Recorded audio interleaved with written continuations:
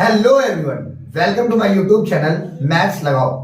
आज हम लेकर के आए हैं class 10th chapter 1 real number के 10 मोस्ट इंपॉर्टेंट क्वेश्चंस जो एग्जाम के यानी बोर्ड एग्जाम के पॉइंट ऑफ व्यू से बहुत ज्यादा इंपॉर्टेंट है और इसके बहुत ज्यादा चांसेस हैं कि ऐसे क्वेश्चंस आपको एग्जाम में देखने को मिल सकते हैं। तो हम स्टार्ट करते हैं पहले क्वेश्चन से। पहला क्वेश्चन क्या कह रहा है कि two positive integer A and B, A और बी जो है वो दो पॉजिटिव इंटीजर हैं, can be written as a is equal to x cube y square and b is equal to x y cube। मतलब दो नंबर है x a और b, दो नंबर है आपके पास a और b।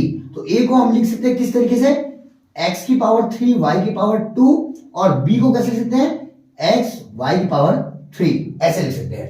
Where x and y are prime number। अब यहां पे जो x और y है वो प्राइम नंबर है, x और y क्या है, प्राइम नंबर है। तो अब आपको फाइंड क्या करना है, LCM of A B and HCF of A B. तो हम एक एक करके देखते हैं कि एलसीएम कैसे निकलता है और एचसीएफ कैसे निकलता है ऐसे नंबर का। तो एलसीएम ऑफ ए बी निकालना है और HCF of A and B find करना है। तो ध्यान समझिएगा कि जब भी आपको एलसीएम निकालना है तो एलसीएम निकालने के लिए आपको देखना क्या होगा, एलसीएम निकालने के लिए आपको मैक्सिमम पावर देखनी है। जो भी आपके पास प्राइम नंबर है, प्राइम नंबर जो फैक्टर है उसमें आपको मैक्सिमम पावर देखनी है। कैसी पावर देखनी है, मैक्सिमम पावर। और अगर एचसीएफ निकालना है तो एचसीएफ निकालने के लिए आपको जो प्राइम नंबर है उसकी मिनिमम पावर देखनी है, मिनिमम पावर। और वही आपको क्या होगा, एचसीएफ और एलसीएम होगा। तो जैसा कि पहले हम देखते हैं एलसीएम कैसे निकलता है, एलसीएम यानी मैक्सिमम पावर कैसे निकलेगी। तो हम देख सकते हैं यहाँ पे x की अगर पावर देखा जाए तो यहाँ पे 3 टाइम है और यहाँ पे क्या है 1 टाइम है। तो 3 टाइम और 1 टाइम में पावर 3 टाइम ज्यादा है, मतलब इसका तो x और 3 हो जाएगा। और y में देखा जाए तो ऊपर 2 टाइम और नीचे क्या है 3 टाइम है, तो 3 टाइम वाला ज्यादा होगा, तो y पावर 3। तो आपको जो एलसीएम ऑफ ए बी आएगा वो आएगा x cube and y cube. अगर मार्क करते हैं एचसीएफ की तो एचसीएफ में ना आपको लोएस्ट पावर देखनी है। एचसीएफ में क्या देखना है, लोएस्ट पावर। तो लोएस्ट पावर अगर देख सकते हैं तो यहाँ पे x पावर 3 है और यहाँ पे x पावर 1 है। यहाँ पे x पावर कितनी है 3 और यहाँ पे x पावर 1, तो 1 वाला जो है वो लोएस्ट है। अगर बात करें y के लिए तो y की यहाँ पावर क्या है 2 और यहाँ पे क्या है 3 है, तो इसमें से लोएस्ट पावर कौन सा है 2 है, तो y की पावर 2। आई होप आपको एलसीएम और एचसीएफ निकालना समझ में आया होगा। तो pause the video and note it down.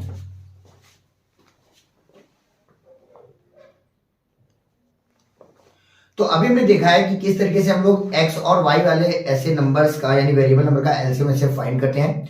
उसी से रिलेट करके दूसरा क्वेश्चन है, तो ध्यान से देखिएगा कि two positive integers a and b can be written in as a equal to p cube q की power 4 and b equal to p square q की power 3 where p and q are prime numbers।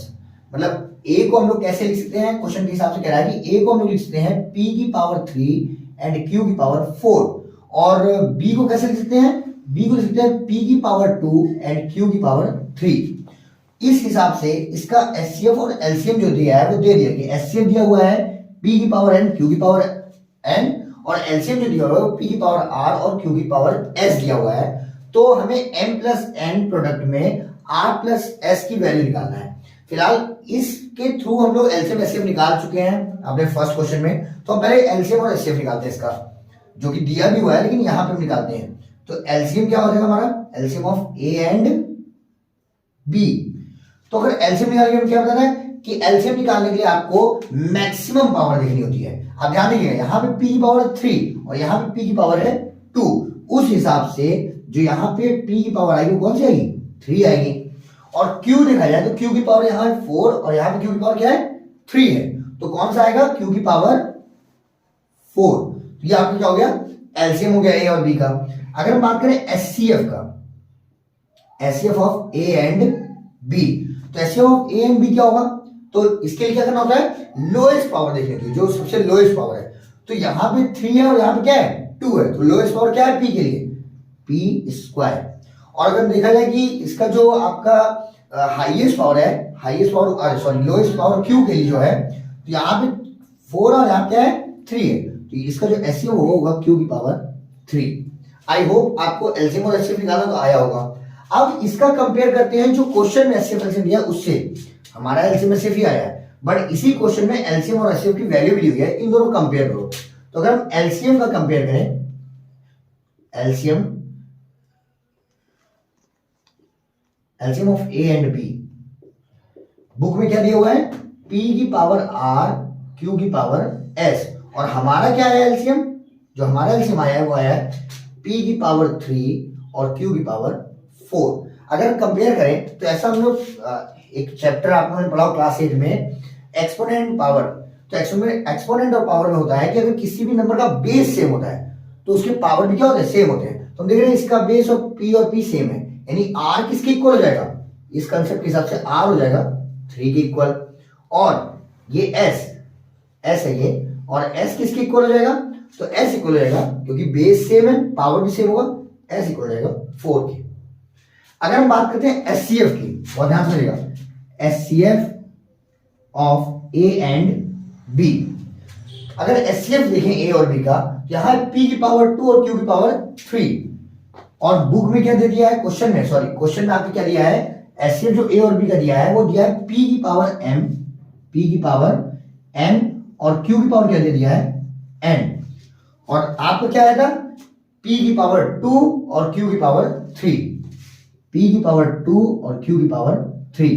फिर से इसको compare करते हैं कि base अगर same है तो पावर कैसा होगा, सेम होगा। तो अगर ये भी p है ये भी p है, यानी n किसके इक्वल हो जाएगा, 2 के, और ये भी q है और ये भी q है, यानी n किसके इक्वल हो जाएगा, 3 के, यही होगा ना। तो अब इसकी वैल्यू रख करके हमको जो वैल्यू फाइंड करना है, हमको क्या फाइंड करना है, एक्चुअल को फाइंड करना है n प्लस n इंटू में r प्लस s की वैल्यू। n की वैल्यू कितनी है 2, n की वैल्यू कितनी है 3, यानी 2 प्लस 3, और प्रोडक्ट किसे करना है, r की वैल्यू कितनी है 3 और s की वैल्यू है आपका 4। तो 3 2 5 इंटू में 4 3 7, तो 5 7 से कितना हो जाएगा 35। तो इसका आंसर आ गया 35। आई होप आपको ये क्वेश्चन समझ में आया होगा। So pause the video and note it down.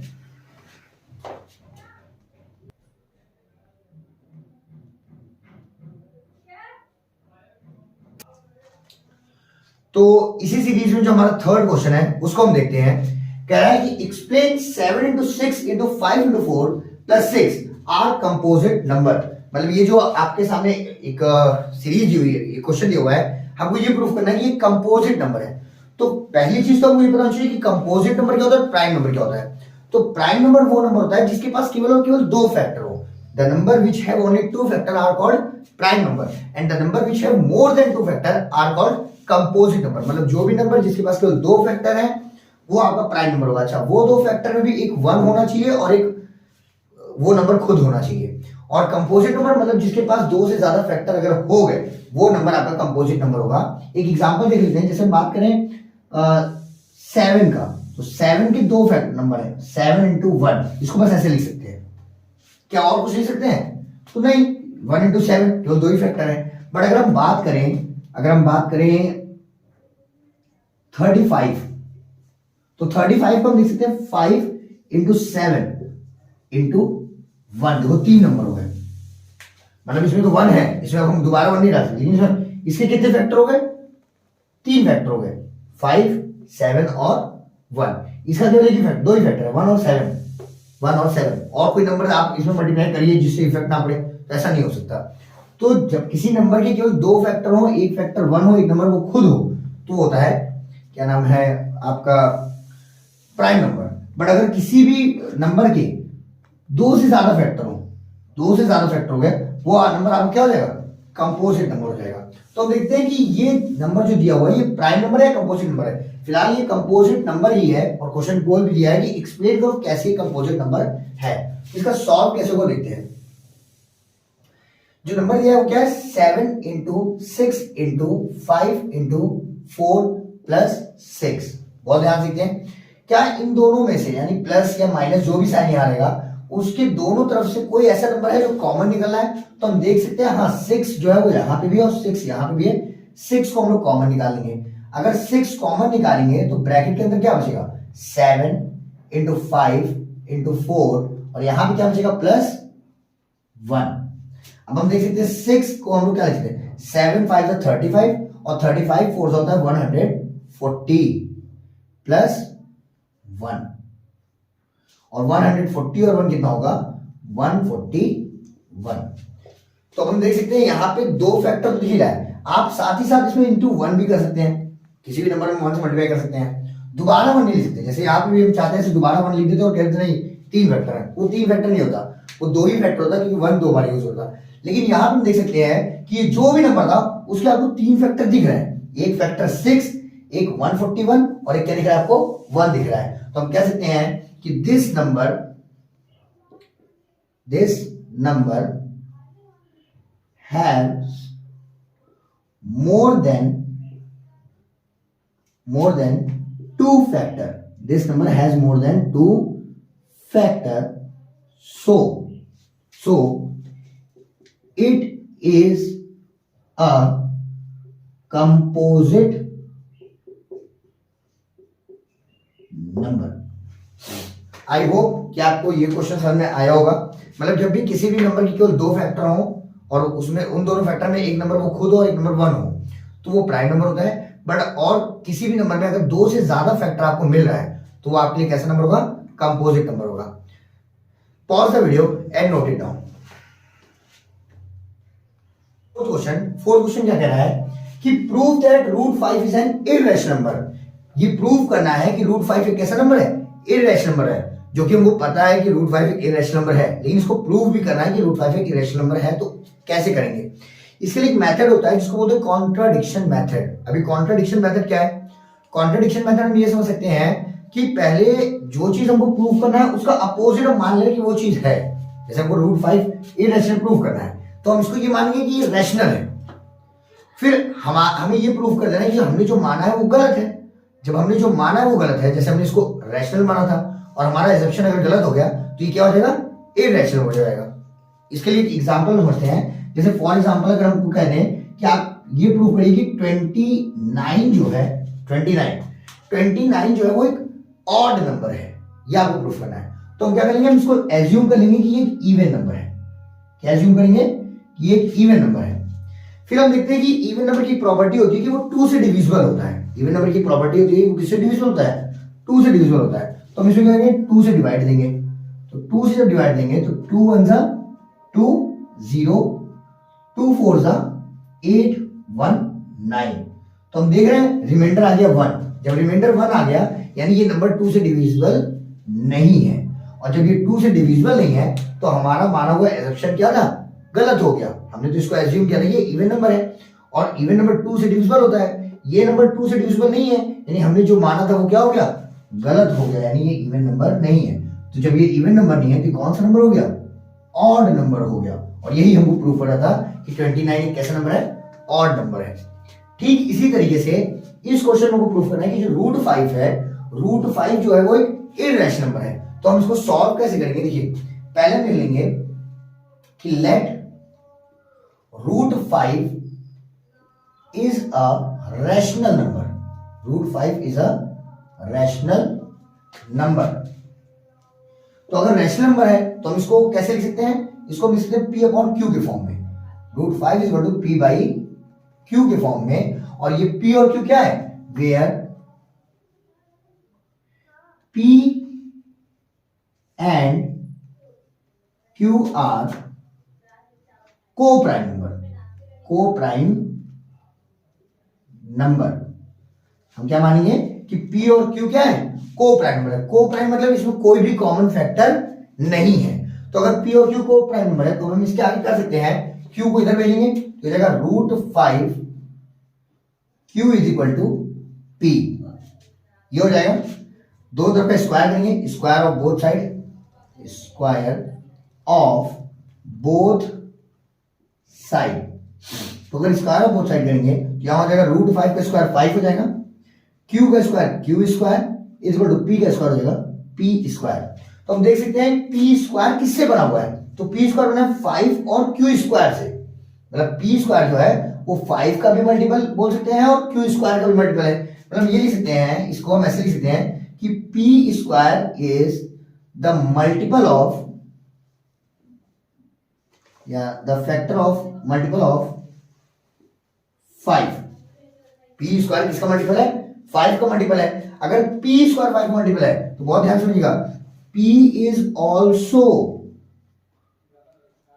The multiple of 5। यानी पी स्क्वायर अगर 5 का मल्टीपल है, पी स्क्वायर, तो पी भी किसका मल्टीपल होगा? 5 का मल्टीपल होगा।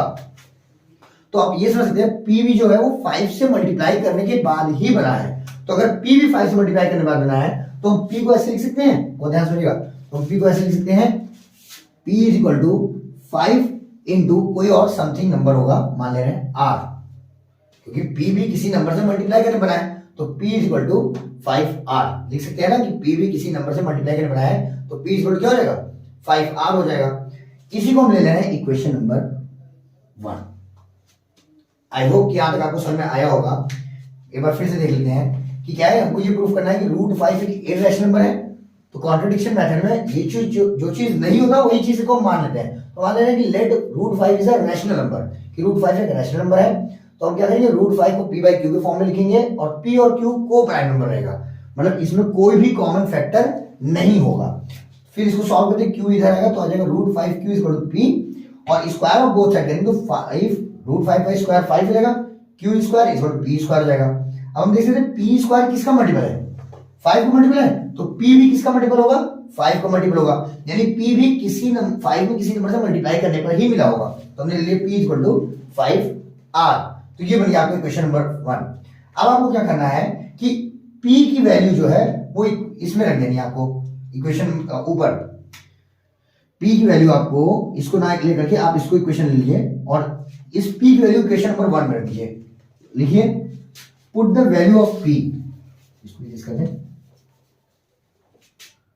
Put the value of p in equation number 1। तो p की वैल्यू आप इक्वेशन नंबर 1 में रखिए। इक्वेशन नंबर 1 क्या है? 5q स्क्वायर = p स्क्वायर है, तो 5q स्क्वायर और p की आपको क्या रखना है? 5r हो जाएगा, 5r और इसका क्या हो जाएगा? स्क्वायर, तो जाएगा 5q स्क्वायर = 5 का स्क्वायर कितना होगा? 25, और r का स्क्वायर होगा r स्क्वायर। अब ये 5 उधर जाएगा तो क्या हो जाएगा? डिवाइड हो जाएगा, मतलब ऐसे कैंसिल भी कर सकते हैं, 5 5 5 5 25, तो q स्क्वायर कितना आ जाएगा? 5r square. अब बहुत ध्यान दीजिएगा, q स्क्वायर किससे बना हुआ है? 5 से और r स्क्वायर से। तो हम ये लिख सकते हैं q square is the multiple of 5, multiple of 5, so q is also the multiple of 5, क्योंकि q स्क्वायर 5 से मल्टीप्लाई करके बना है, तो q भी किससे बना होगा? 5 से मल्टीप्लाई करके ही बना होगा, मतलब 5 से किसी नंबर मल्टीप्लाई करने के बाद q बना होगा। तो हम देख सकते हैं कि p किससे मल्टीप्लाई करके बनना है? 5 से। q किससे मल्टीप्लाई करके बनना है? 5 से, यानी p और q में एक कॉमन फैक्टर आपको मिल रहा है 5। तो हम लिख सकते हैं, बहुत ध्यान समझिएगा, यहां पे लिख सकते हैं कि 5 is the common factor of p and q both, p and q both, जो कि हमने ये माना था कि p और q कैसे नंबर है? को प्राइम नंबर है, इसमें कोई भी कॉमन फैक्टर नहीं है। बट यहां हमको पता चल गया p भी 5 से का मल्टीपल है, q भी 5 का मल्टीपल है, यानी दोनों में 5 जो है वो कॉमन फैक्टर है। तो हमारा एसम्पशन क्या हो गया? रॉन्ग एसम्पशन हो गया। हमारा एसम्पशन क्या हो गया? रॉन्ग एसम्पशन हो गया। तो इस वजह से हम लिख सकते हैं कि p/q यहां पे हमने माना था को प्राइम नंबर है, और यहां पे क्या निकल गया कि दोनों में 5 जो है वो कॉमन फैक्टर निकल गया। तो हम लिख सकते हैं कि हमारा जो एसम्पशन है, our assumption was wrong, our assumption is wrong and root 5 is an irrational number. तो हमारा जो एजम्पशन था रॉन्ग था, हमने इसको रैशनल नंबर माना था, तो our assumption is wrong and root 5 is an irrational number. I hope आपको ये क्वेश्चन समझ में आया होगा। So pause the video and note it down.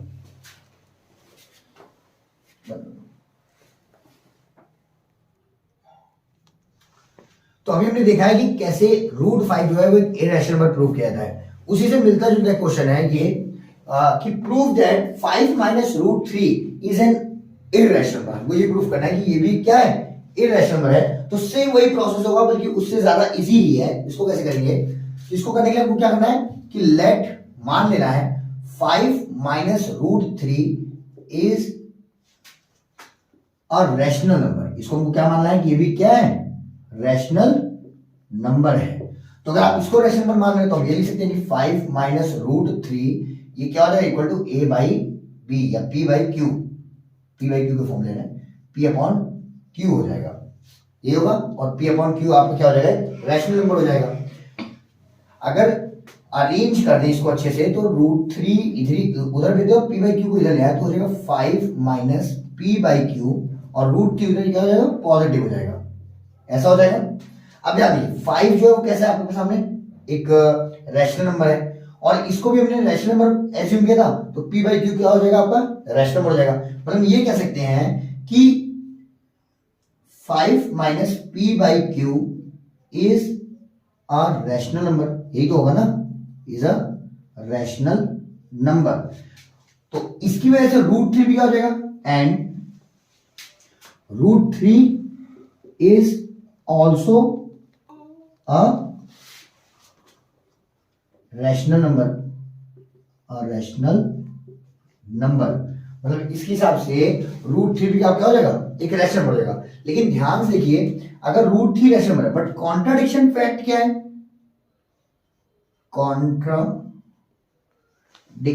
Fact root 3 is an irrational number. कि कॉन्ट्राडिक्शन फैक्ट है कि रूट 3 भी क्या है, नंबर, कि रूट 3 जो है वो एक इररेशनल नंबर है। जब ये इररेशनल नंबर हो गया तो ये जो रैशनल था वो भी क्या हो जाएगा, इररेशनल हो जाएगा। मतलब हमारा एजम्पशन जो है वो रॉन्ग हो जाएगा, यही तो होगा ना। इस तरफ का नंबर कैसा है, रैशनल आया है, क्योंकि 5 भी रैशनल और p बाई क्यू को भी आपने रैशनल माना है। लेकिन कॉन्ट्राडिक्शन फैक्ट के हिसाब से अगर चले तो रूट 3 क्या है, इररेशनल नंबर है। तो क्या ऐसा हो सकता है रैशनल नंबर एक तरफ और इररेशनल नंबर एक तरफ, दोनों इक्वल हो सकते हैं? एक तरफ रैशनल नंबर है और एक तरफ इररेशनल है, तो ये दोनों इक्वल नहीं हो सकते। और यहाँ पे क्या आ रहा है, इक्वल आ रहा है। मतलब हमारा एजम्पशन क्या है, यहाँ पे भी रॉन्ग है। तो according to the wrong assumption, यानी रॉन्ग एजम्पशन के हिसाब से हम ये लिख सकते हैं, सो 5 माइनस रूट 3 जो हो जाएगा is an irrational number. I hope आपको ये क्वेश्चन समझ में आया होगा। So pause the video and note it down. तो अभी तो हमने 5 इंपॉर्टेंट क्वेश्चन देखा है चैप्टर 1 से। अब हम चलते हैं क्वेश्चन नंबर 6 की तरफ। तो क्वेश्चन नंबर 6 क्या कह रहा है कि फाइंड द लार्जेस्ट नंबर। हमें एक ऐसा नंबर पता करना है दैट विल डिवाइड 398, 436 एंड 542, कि उस नंबर से अगर हम इन तीनों नंबर में डिवाइड दें तो 7, 11 और 15 ये रिमाइंडर बचे। क्वेश्चन क्या कह रहा है, फिर समझते हैं। क्वेश्चन कह रहा है कि आपको अगर एक ऐसा नंबर खोजना है, एक ऐसा नंबर खोजना है जिसे हम 398 में अगर डिवाइड दें तो 7 रिमाइंडर बचे। अगर उसी नंबर से 436 में डिवाइड दें तो 11 रिमाइंडर बचे, और उसी नंबर से अगर हम 542 में डिवाइड दे दें तो 15 रिमाइंडर बचे। हमें मतलब क्या निकालना है, डिवाइजर निकालना है। क्या निकालना है, डिवाइजर। हमें डिवाइजर फाइंड करना है, और डिवाइजर ही नहीं बल्कि हम इसको कहते हैं वो कॉमन डिवाइजर फाइंड करना है। तो कॉमन डिवाइजर फाइंड करना है, वो भी ग्रेटेस्ट कॉमन डिवाइजर। अब कॉमन डिवाइजर को अगर जब भी आपको डिवाइजर फाइंड करने को कहा जाए, जब भी किसी क्वेश्चन में डिवाइजर फाइंड करने को कहा जाए, तो समझ लीजिएगा वहां पे एचसीएफ निकालना है। जब भी आपको कॉमन डिवाइजर निकालने को कहा जाएगा तो वहां पे वो क्या निकालना है, एचसीएफ। क्यों? क्योंकि एचसीएफ को एक चीज और बोलते हैं, याद कर लीजिएगा, एचसीएफ को बोलते हैं, एचसीएफ का वैसे फुल फॉर्म होता है हाईएस्ट कॉमन फैक्टर। इसको जीसीडी भी बोलते हैं। जीसीडी का मतलब क्या है, ग्रेटेस्ट कॉमन डिवाइजर। तो ग्रेटेस्ट कॉमन डिवाइजर, जब भी कॉमन डिवाइजर की बात होगी तो हमको क्या निकालना होगा, एचसीएफ निकालना होगा। अब हमें ये पता है कि एचसीएफ ऐसा नंबर होता है जो नंबर को पूरी तरह से डिवाइड कर दे, मतलब रिमाइंडर 0 बचे। बट यहां रिमाइंडर 7, 11 और 15 बच रहा है। रिमाइंडर होता क्या है, जो एक्स्ट्रा नंबर होता है। तो हम ये कह सकते हैं कि अगर 7, 11 और 15 रिमाइंडर बच रहा है, यानी ये एक्स्ट्रा नंबर है उस नंबर में, तो सबसे पहला काम क्या है, एक्स्ट्रा नंबर को माइनस कर देना है। एक्स्ट्रा नंबर माइनस के बाद बचे हुए नंबर का एचसीएफ निकाल लेना है। बहुत ध्यान समझिएगा, हमें करना क्या है, सबसे पहला स्टेप सॉल्व में सबसे पहले 398 में से कितना माइनस कर देना है, जितना रिमाइंडर एक्स्ट्रा होगा, यानी 7, जिसको माइनस करेंगे अगर 391। फिर सेकंड नंबर क्या है मेरे पास, 436, और इसमें से माइनस करना है नेक्स्ट रिमाइंडर कितना आएगा, 11। तो अगर 436 में माइनस करेंगे आएगा 425। और थर्ड नंबर है 542, इसमें से क्या माइनस करना है, इसमें माइनस करना है 15। तो अगर 542 में से 15 माइनस करेंगे तो 12 माइनस 5 7 आएगा। 3 माइनस, यहाँ पे 3 हो जाएगा, 3 माइनस 1 2, और ये आएगा 5, यानी 527। तो हमारे पास ये 3 नंबर आ गया, 391, 425 और 527। अब हमें इसी का एचसीएफ निकाल देना है। हमें क्या करना है, एचसीएफ फाइंड करना है किसका, इसका 391, 425 और 527। अब ध्यान दीजिए, इसका अगर एचसीएफ निकालना कैसे निकलेगा। इसका एचसीएफ निकालना है किसका, 391, 425 और 527। तो ये बड़े बड़े नंबर हैं। तो जब भी नंबर आपको ज्यादा दिया जाए ना, तो वहां पे आप डिवीजन मेथड से, क्योंकि यहाँ पे कहा नहीं कि डिवीजन मेथड से करिए या फिर प्राइम फैक्टराइजेशन मेथड करिए, बट ये बड़े बड़े नंबर हैं, इसलिए हम इसको डिवीजन मेथड करेंगे। और डिवीजन मेथड में क्या है कि पहले हम कोई 2 नंबर लेंगे, जैसे हमने ये 2 नंबर लिया, इन दोनों का निकालेंगे। तो अगर इन दोनों का एचसीएफ निकालेंगे कैसे निकलेगा, तो ग्रेटेस्ट नंबर बीच में लिखना है, यानी 425 बीच में लिखना है, और डिवाइड करना है 391 से। 391 के टेबल अगर 2 टाइम पढ़ेंगे तो ये 391 और 392 सा, तो जाहिर बात है 302 सा 600 होता है, और ये बीच में 400 है, यानी 2 टाइम ज्यादा जाएगा, तो 1 टाइम में जाएंगे। 1 टाइम जाएगा 391। अब माइनस करिए, 5 माइनस 1 कितना होगा, 4। 5 माइनस 1 कितना होगा, 4 होगा। इसके बाद कह रहा है कि यहाँ पे एक नंबर बचेगा, ये तो यहाँ पे 5, ये 2 है, इसको कैल देगा, 12 माइनस 9 होगा 3, और यहाँ पे आएगा 0, यानी 34। अब 34 का डिवाइड देना है 391 में। 34 क्या डिवाइड देना है, 391 में। तो 34 1 से 34, 34 2 से 68 ज्यादा हो जाएगा, 34 1 से 34, माइनस करेंगे 5, यहाँ 0। अभी एक नंबर बचा हुआ है, बहुत ध्यान सुनिएगा, एक नंबर बचा हुआ है, इसको हम लोग डिवाइजर नहीं बना सकते, डिवाइजर रिमाइंडर को बनाते हैं, और ये रिमाइंडर नहीं है। अभी ये रिमाइंडर कब होता है, जब आगे नंबर उतारने के लिए मिले, सभी हम 1 उतारने को मिल रहा है। तो 34 का टेबल ऐसे पढ़ेंगे 51 से ज्यादा हो, तो 34 1 से 34, 34 2 से 68 ज्यादा हो जाएगा, तो 34 1 से ये भी 1 टाइम जाएगा 34, और इसको माइनस कितना आएगा, 11 माइनस 4 आएगा 7, यहां बचेगा 4, 4 माइनस 3 1। अब इस 17 का डिवाइड किसमें देंगे, 34 में, तो 17 2 से 34, ये आ गया। तो अभी इन दोनों का एचसीएफ निकल के आया 17। हम ये कह सकते हैं कि एचसीएफ ऑफ 391 एंड 425 कितना आ गया है, 17। अभी थर्ड नंबर बचा हुआ है, थर्ड नंबर है 527।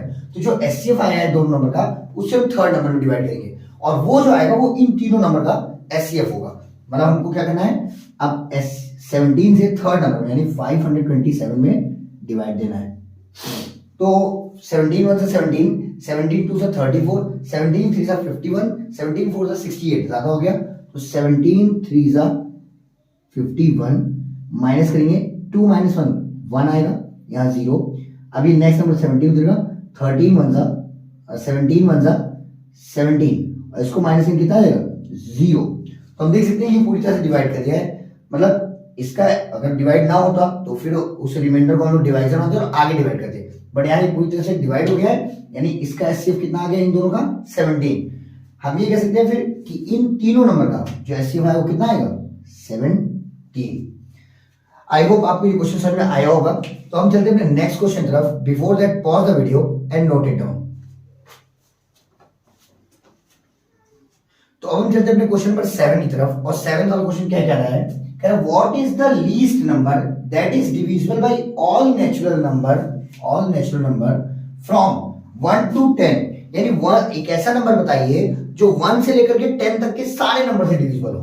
बहुत ध्यान समझिएगा, हमें एक ऐसा नंबर बताना है जो 1 से भी डिविजिबल हो, 2 से भी डिविजिबल हो, 3 से भी डिविजिबल हो, 4 से भी डिविजिबल हो, 5 से भी डिविजिबल हो, 6 से भी डिविजिबल हो, 7 से भी डिविजिबल हो, 8 से भी डिविजिबल हो, 9 से भी डिविजिबल हो और 10 से भी डिविजिबल हो। तो ऐसा अब हमको फाइंड करना है, तो हमको फाइंड करना है डिविडेंड। क्या फाइंड करना है? डिविडेंड। और ध्यान रखिएगा डिविडेंड है जो कॉमन डिविडेंड फाइंड करना है। क्या फाइंड करना है? Common dividend. तो कॉमन डिविडेंड अगर फाइंड करना है तो इसका मतलब जब भी डिवाइजर फाइंड करना होता है तो हम एचसीएफ निकालते हैं, बट जब भी कॉमन डिविडेंड फाइंड करना होगा तो हम एलसीएम निकालेंगे। मतलब करना क्या है कि हमें एक ऐसा नंबर निकालना है जो 1 2 3 4 5 6 7 8 9 10 इन सारे नंबर से डिविजिबल हो, है ना। तो ऐसे नंबर को निकालेंगे, क्या करना है? सिंपल है, एलसीएम निकाल दीजिए सारे नंबर का। अगर हम देखें 1 का फैक्टर क्या होगा तो 1 ही होगा। अगर बात करें 2 का फैक्टर क्या होगा तो 2 into 1 यानी 2 ही लिख देना है। 3 का फैक्टर क्या होगा, जैसे इसको 1 into 1, यहाँ 2 into 1, 3 का फैक्टर होगा 3 into 1, 4 का फैक्टर अगर किया जाए तो 2 into 2, और 5 का फैक्टर इसको हम ऐसे लिख सकते हैं, 2 into 2 को हम लिख सकते हैं 2 टाइम। 5 का फैक्टर क्या होगा 5 into 1, 6 का फैक्टर क्या होगा तो 2 into 3, 2 into 3, 7 का फैक्टर होगा 7 into 1, 8 का जो फैक्टर होगा वो 3 टाइम होगा 2 into 2 into 2। 9 का अगर फैक्टर देखा जाए तो 9 के फैक्टर में होगा वो होगा 3 2 टाइम होगा। 3 कितनी टाइम होगा 2 टाइम होगा। और 10 के फैक्टर में देखा जाए तो 2 into 5 होगा। और अगर इनका एलसीएम निकालना है बहुत सिंपल है, अगर इनका क्या निकालेंगे वो एलसीएम, तो एलसीएम में हमेशा हाईएस्ट देखते हैं। देखिए हम अगर बात करें इधर के नंबर में आपको केवल 1 2 3 और 7 दिख रहा होगा। इस साइड आपको केवल 4 नंबर दिख रहे होंगे, 1 दिख रहा होगा, 2 3 और 7। और कोई नंबर दिख रहा है आपको इस साइड? नहीं। हाँ एक नंबर और है 5, एक नंबर और है 5। तो ये 5 नंबर आपको दिख रहा है। इन्हीं 5 नंबर को देखना है सबसे ज्यादा कितनी टाइम है। जैसे अगर 1 को तो छोड़ दीजिए, 1 की तो बात करेंगे नहीं क्योंकि 1 से मल्टीप्लाई करके आंसर वही मिल रहा है। अगर हम 2 देखें, 2 इसमें 1 टाइम है, इसमें 2 टाइम है और यहाँ पे 3 टाइम है, यहाँ पे भी 1 टाइम है, तो सबसे ज्यादा कितनी टाइम है 3 टाइम है। फिर अगर हम बात करें 3 की तो 3 यहाँ 1 टाइम है, यहाँ पे भी 1 टाइम है, यहाँ पे 2 टाइम है और कहीं है ही नहीं, तो हम ये लिख सकते हैं हाँ 2 टाइम ज्यादा है। फिर हम बात करें 5 की तो 5 आपको यहाँ पे भी 1 टाइम दिख रहा है, यहाँ पे भी 1 टाइम दिख रहा है और किसी तो दिख ही नहीं रहा है, तो 1 टाइम ही ज्यादा होगा। और फिर लास्ट नंबर की बात करें 7 की तो 7 आपको केवल कहीं नहीं दिखेगा, केवल 1 टाइम में ही दिखेगा, यानी ज्यादा इसी में, क्योंकि बाकी में है ही नहीं, यानी 0 टाइम है, तो यहाँ पे 1 टाइम है यानी यही ज्यादा है। और ये आपका आ गया आंसर, इसी मल्टीप्लाई करके आंसर आ जाएगा। तो 2 की पावर 3 8 होता है, 3 की पावर 2 9 होगा, इंटू में 5 इंटू में 7। अब इसका मल्टीप्लाई करना है तो मल्टीप्लाई करने जल्दी का तरीका क्या है कि आप पहले ऐसा नंबर खोलिए जो 0 बना दे। तो 8 5 जा 40, ये दोनों मिला कितना आएगा 8 5 जा 40 आ जाएगा, और 9 7 से कितना होगा 63। आप क्या करना है 63 इंटू 4 कर देना है। तो 63 इंटू 4 करेंगे, 4 3 जा 12 पे 2 कैरी 1, 4 6 जा 24 1 25 और ये लास्ट में 0। तो ये आ गया 2550। ये आपका आंसर है। ये ऐसा नंबर है जो 1 से लेकर के 10 तक के सारे नंबर से डिविजिबल होगा। और भी ऐसे नंबर है बट ये सबसे छोटा ऐसा नंबर है जो इन सारे नंबर से डिविजिबल होगा। आई होप आपको ये क्वेश्चन समझ में आया होगा। So pause the video and note it down. तो हम चलते हैं क्वेश्चन नंबर 8 की तरफ और देखते क्या कह रहा है। कह रहा है कि check whether 4 to the power n be a natural number in with digit 0, कि अगर n की जगह कोई नेचुरल नंबर हो तो क्या 4 की पावर n का कभी भी लास्ट में 0 आएगा? मतलब अगर हम उसका स्क्वायर n या कोई नेचुरल नंबर रख करके उसको हम सॉल्व करें 4 की पावर n को, तो क्या उसका कभी भी कोई भी आंसर ऐसा आएगा जिसके यूनिट प्लेस पे 0 हो? तो यूनिट प्लेस पे 0 आने की क्या चांसेस, मतलब क्या शर्त है, क्या कंडीशन है, किस कंडीशन पे यूनिट प्लेस पे 0 आता है? तो यूनिट प्लेस पे 0 आप देखिए, जैसे हम ले लें 10, तो अगर हम 10 का फैक्टराइजेशन करेंगे तो आएगा 2 इंटू 5, इसकी यूनिट प्लेस पे 0 है। अगर हम बात करें 20 तो इसका आएगा 2 इंटू 2 5। अगर हम बात करें 30 तो 30 क्या होगा? 30 का होगा 2 इंटू 3 इंटू 5।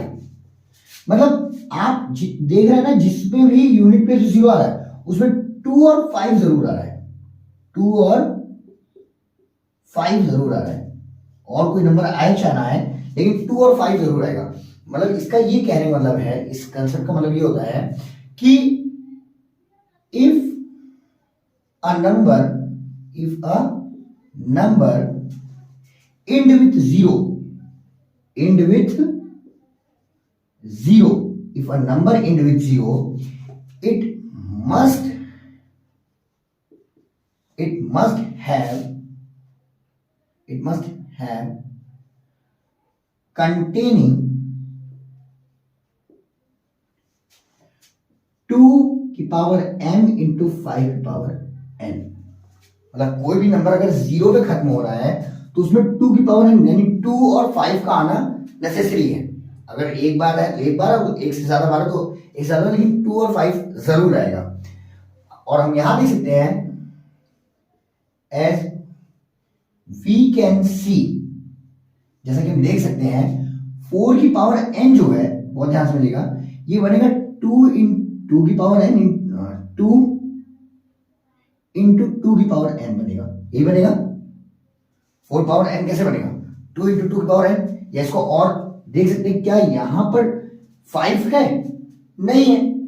2 ये कैसा है? 2 इंटू 2 की पावर n है, तो हम लिख सकते हैं सो 4 की power n can never be end with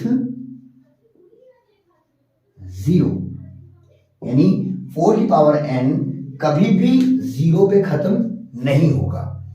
और इससे रिलेटेड और भी क्वेश्चंस आ सकते हैं। इसके लिए हम एक अलग से वीडियो बनाएंगे यूनिट प्लेस के लिए, कि यूनिट प्लेस पे कब कौन सा नंबर आएगा, तो उसके लिए एक अलग से वीडियो बनाएंगे, तो उसको ध्यान समझिएगा क्योंकि उससे भी हो सकता है क्वेश्चंस आ जाए इस बार। हम चलते हैं अपने नेक्स्ट क्वेश्चन की तरफ। Before that pause the video and note it down.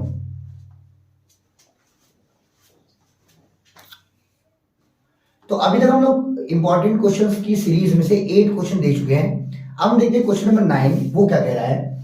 कह रहा है if the HCF of 408 and 1032, यानी 408 और 1032 is expressible in the form of 1032 into 2 plus 408 plus into p, then find the value of p। अब वो क्या कह रहा है कि इस नंबर को, ये जो नंबर दिया हुआ है कौन सा नंबर है? 1032 into 2 plus 408 into p को हम लोग कैसे लिख सकते हैं? हम लोग लिख सकते हैं एचसीएफ ऑफ 1032 एंड 408। मतलब इस नंबर को इस तरह से एक्सप्रेस किया जा सकता है, तो उस कंडीशन में p की वैल्यू क्या होगी? तो ये इक्वेशन तो बन गया है। अब हमको एचसीएफ यहां पे लिख देना है, इन दोनों क्या लिख देना है? एचसीएफ लिख देना है। एचसीएफ क्या होगा?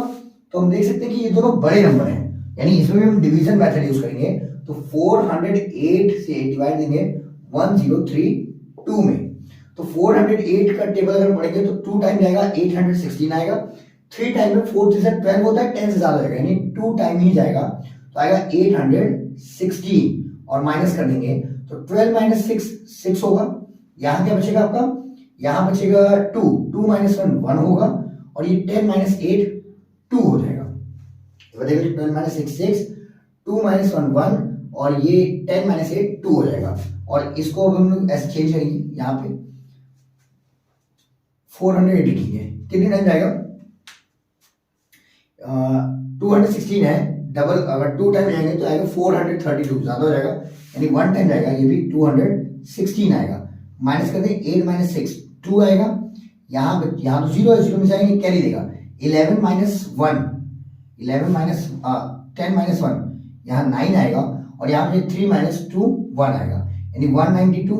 इसको डिवाइड कर देंगे, इसको अगर हम डिवाइड देंगे कितना आएगा, 216 से देंगे तो 192 दूसरा होता है 384, ज्यादा हो जाएगा, तो ये 1 टाइम जाएगा 192। 6 माइनस 2 4 होगा, यहाँ बचेगा ये इसको कह देंगे 11 माइनस 9 होगा 2, यहाँ आएगा 0। 24 अगर देंगे 192 में तो 24 का टेबल पढ़े, 24 1 से 24, 24 2 सा 48, 24 3 सा होता है 72, 24 4 सा होता है 96, 24 5 सा होगा 120, 24 6 सा आपका आएगा 24 6 सा आएगा 6 4 सा 24 4 कैरी 2, 6 2 सा 24 6 से यहाँ चेक कर लेते हैं, 6 4 सा 24 4 कैरी 2, 6 2 सा 12 और 2 14, अभी भी कम है। 24 7 सा देखते हैं तो 24 7 सा यानी 24 इसमें ऐड कर दें 4 4 8 6 1, अभी भी कम है। 24 8 सा तो 8 4 सा 32 2 कैरी 3, 8 2 सा 16 3 19, अच्छा 8 टाइम ये पूरी तरह से खत्म, यानी 192। तो इन दोनों का एचसीएफ कितना आ गया, ये जो नंबर था वो एचसीएफ होता है, तो ये आ गया आपका एचसीएफ 24, मतलब इसकी वैल्यू आ गई 24। मतलब अब इक्वेशन कैसा हो जाएगा, इस इक्वेशन को फिर से देखिएगा, अब इक्वेशन कैसा होगा, अब इक्वेशन होगा 1032 into 2 plus 408 into p is equal to 24। अब मल्टीप्लाई कर लेते हैं, 2 4 था 8, 2 2 सा 4, 2 3 सा 6, 2 0 0, 2 1 सा 2, प्लस इसका मल्टीप्लाई करेंगे 408 p इज इक्वल टू 24, ये नंबर उधर जाएगा 408 p is equal to 24 minus होगा, इधर प्लस होगा उधर क्या हो जाएगा माइनस, तो माइनस होगा 2064। अब अगर इसको माइनस करेंगे तो एक नंबर पॉजिटिव एक नंबर नेगेटिव, सब्ट्रैक्ट तो वही होगा, और यहाँ माइनस में कितना आएगा, अगर हम 2064 में से 24 माइनस कर दें तो 0402, यानी 2040 कितना आएगा 2040, वो भी निगेटिव में आएगा, ये आएगा 408 p इज इक्वल टू कितना हो जाएगा माइनस 2040 अपॉन में 408, और 408 5 सा जो होगा वो यही आएगा, देखिए 5 सा कितना होता है 408 5 सा, तो 5 8 सा 40 0 कहीं 4 5 0 0 4 5 4 सा 20, हाँ ये 5 सा में आ जाएगा, तो 408 5 सा 2040, तो p की वैल्यू कितनी आ गई -5। कभी कभी ये एचसीएफ की जगह एलसीएम दे देता है, तो इक्वेशन कैसे बनेगा, यहाँ एलसीएम निकाल के लिख देंगे, जो हमने यहाँ पे 24 एचसीएफ निकाल लिखा है, अगर एलसीएम कह रहा है तो एलसीएम निकाल के लिख देंगे। आई होप कि आपको ये क्वेश्चन समझ में आया होगा। अब हम चलते हैं अपने लास्ट क्वेश्चन की तरफ। Before that pause the video and note it down. तो इन 10 इंपॉर्टेंट क्वेश्चन की सीरीज का ये लास्ट क्वेश्चन है। देखिए क्या कह रहा है 3 bells toll at interval of 9 minute 12 minute and 15 minute respectively। पहले लाइन समझते हैं कि मान लीजिए 3 बेल लगी हुई है, ये बेल फर्स्ट है, ये बेल सेकंड है और ये बेल थर्ड है, और ये हर 9 मिनट के बाद, जैसे पहली बार बजेगा 9 मिनट पे, फिर दूसरी बार मतलब पहली बार बजा, फर्स्ट टाइम बजा, ऐसे लिखते हैं फर्स्ट टाइम बजा, फिर उसके बाद आफ्टर 9 मिनट ये फिर से बजेगा सेकेंड टाइम, और आफ्टर फिर अगर हम यहां से 9 मिनट के शुरू से देख लें तो ये शुरू से टोटल 9 मिनट यानी 9 18 मिनट बाद ये थर्ड टाइम बजेगा, फिर 9 मिनट बाद मतलब 9 मिनट यानी स्टार्टिंग से 27 मिनट बाद फोर्थ टाइम बचेगा। ऐसे ही इसको अगर देखें तो ये कितनी टाइम बजेगा, ये फर्स्ट टाइम बजा, उसके बाद आफ्टर 12 मिनट फिर वो सेकेंड टाइम बचेगा, फिर आफ्टर 12 मिनट थर्ड टाइम बजेगा, फिर आफ्टर 12 मिनट ये फोर्थ टाइम बजेगा। ऐसे इसको भी लिख सकते हैं कि फर्स्ट टाइम बजा, थर्ड बेल, आफ्टर 15 मिनट ये सेकेंड टाइम बजेगा, और फिर आफ्टर 15 मिनट ये थर्ड टाइम बजेगा और फिर आफ्टर 15 मिनट ये फोर्थ टाइम बजेगा। मतलब देख सकते हैं कि ये हर 9 मिनट के इंटरवल पे बज रहा है, ये बेल हर 12 मिनट के इंटरवल पे बज रही है और ये थर्ड वाली बेल हर 15 मिनट की। मतलब अगर पहले देखें तो 9 मतलब थर्ड टाइम बजने में उसको कितना टाइम लगेगा, तो 18 मिनट। फोर्थ टाइम बजने में जैसे फर्स्ट टाइम बजने में फर्स्ट टाइम बजा, सेकंड टाइम बजने में 9 मिनट, थर्ड टाइम बजने में 18 मिनट, फोर्थ टाइम बजने में स्टार्टिंग से 27 मिनट। इधर से अगर हम सेकंड बेल को देखें, फर्स्ट टाइम तो बज गया, सेकंड टाइम बजने में 12 मिनट, थर्ड टाइम बजने में 24 मिनट, फोर्थ टाइम बजने में 36 मिनट। अगर हम थर्ड बेल को देखें, फर्स्ट टाइम बजा, सेकंड टाइम बजने में 15 मिनट, थर्ड टाइम बजने में 30 मिनट और फोर्थ टाइम बजने में 45 मिनट, 15 45 मिनट। तो इस तरीके से टाइम, तो हम देख सकते हैं कि वहां कोई टेबल नहीं चल रहा है, 9 का टेबल चल रहा है, 12 का टेबल चल रहा है और 15 का टेबल चल रहा है। तो जब भी आपको टेबल कंटिन्यू मिले आगे की तरफ, अगर आपको टेबल क्या मिला है कि आगे की तरफ कंटिन्यू मिला है, तो ऐसे क्वेश्चंस में हमेशा एलसीएम निकाला जाता है। आई होप आपको समझ आया होगा। तो अब वो कह रहा है कि 9 मिनट, 12 मिनट और 15 मिनट के इंटरवल पे एक बेल बज रही है। वो दोनों एक साथ, वो तीनों बेल एक साथ 10:30 बजी हैं, मतलब 10:30 AM, AM मतलब सुबह 10:30 पर तीनों एक साथ बजी हैं। तो कितने टाइम के बाद ये लोग दोबारा एक साथ बजेंगे, तो हम इसका एलसीएम निकालते हैं। तो 9 का, 12 का और 15 का क्या निकालेंगे, एलसीएम निकालेंगे। तो 9 का अगर हम फैक्टराइजेशन करेंगे तो 3 into 3 आएगा, 3 3 9, 4 3 12 होता है और 4 का होगा 2 into 2, 4 3 12 और 15 का होता है 3 into 5। और एलसीएम निकालने के लिए हमने क्या बताया था कि हमें देखना है ज्यादा कितनी बार है एलसीएम किसका, इसका 9 का, 12 का और 15 का। तो हम देख सकते हैं यहाँ 3 2 टाइम है, यहाँ 1 टाइम है, यहाँ 1 टाइम है। ज्यादा कितनी बार है, 2 टाइम। फिर हम देखते हैं 2, इसमें 2 टाइम है, इसमें है ही नहीं और इसमें भी नहीं है, मतलब इसमें 0 टाइम, इसमें 0 टाइम, लेकिन इसमें 2 टाइम है, तो ज्यादा 2 टाइम ही है, लिख देंगे। फिर हम बात करें 5 की, 5 इसमें नहीं है, इसमें भी नहीं है और इसमें है, तो इसी में ज्यादा होगा, यानी 1 टाइम। अब इसका अगर मल्टीप्लाई करें कितना आएगा, तो इसका मल्टीप्लाई करेंगे तो 5 2 10 हो जाएगा, 10 2 20, 20 3 60, 3 180 और ये सब मिनट में है, इसलिए ये भी कितना आएगा 180 मिनट। क्वेश्चन क्या है कि अगर बेल सुबह 10:30 बजे बजी है, पहले इसको आवर में चेंज करते हैं, 180 मिनट में कितना आवर होगा, तो हमें ये पता है कि 1 मिनट में 60 मिनट में 1 आवर होता है। 60 मिनट में कितना आवर होता है, 60 मिनट में 1 आवर होता है।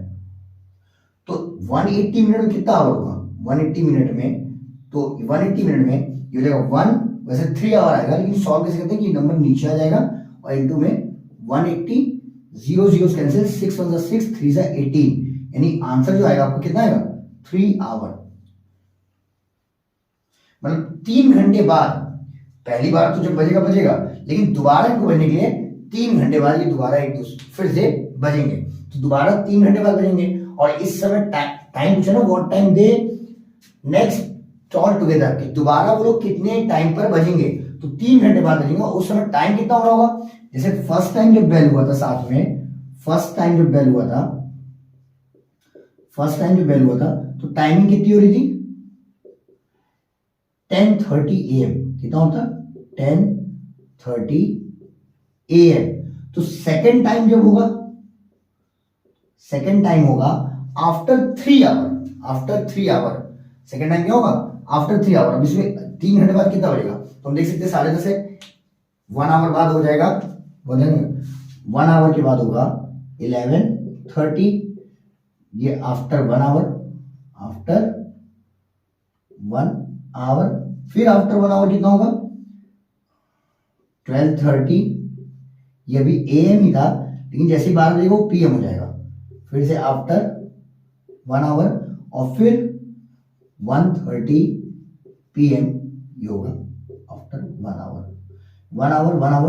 यानी 3 आवर के बाद जो टाइमिंग वो कितनी होगी 1:30 PM। आई होप आपको ये क्वेश्चन समझ में आया होगा। तो अब हम मिलते हैं नेक्स्ट वीडियो में नेक्स्ट टॉपिक के साथ। इन 10 क्वेश्चंस को खुद से रिपीट, पहले बार वीडियो देख लीजिए, उस बाद खुद से सॉल्व कीजिए, और बहुत ज्यादा उम्मीद है कि इसमें से क्वेश्चंस आपके बोर्ड एग्जाम में जरूर पूछे जा सकते हैं। मिलते हैं नेक्स्ट वीडियो में नेक्स्ट टॉपिक के साथ, तब तक थैंक यू एंड बाय।